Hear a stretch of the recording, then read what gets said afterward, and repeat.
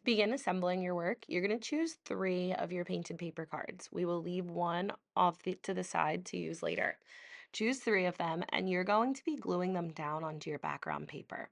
They'll be glued through the back so that you can see them through the holes. You don't want them to overlap two into one circle, so if they hang off the edge of your paper, we can cut it. But grab your glue stick, put some glue around the edge of your painting, and glue it down so it covers up one of your circles. Repeat that until every circle has one of your painted papers poking through. Now, I said we were going to be trimming up your fruit slices because if you lay them directly on top of your circle, it will cover up your painted paper. And that is part of our inspiration from Raulet. So we want to make sure that your painted papers create a fun border on your fruit slice and that we can see them. So carefully take your scissors and doing your best, you want to make sure that there is still a little bit of a white border on your fruit slice to make it look like your fruit slice. But you can trim them down. Once you're happy with the size, you're going to put glue on the back of your fruit slice and lay it on top of your painted paper circle. Repeat this until all of your fruit slices have a home.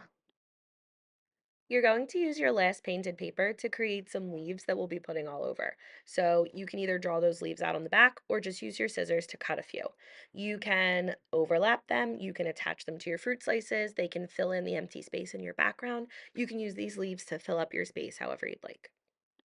For our finishing touches, you're going to use neon oil pastels to add some fruit details. So in your fruit slices, you're going to have small lines that make them look a little bit more realistic.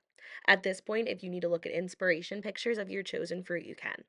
I know that when I did my orange paint on my blue paper, it made these look a little more like limes than oranges, but I still wanted to keep the orange effect, so I went in with two different orange oil pastels to create those orange lines. It's up to you. If you want to change from doing your original fruit because your colors look different, then that's okay.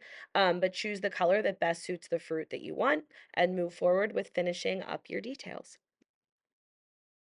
Once all the details are done on your fruit slices, then you are ready to test your work under the black light to see how it's going to look in this year's glow gallery for our art show. And then you're ready to photograph your artwork and put it on Artsonia.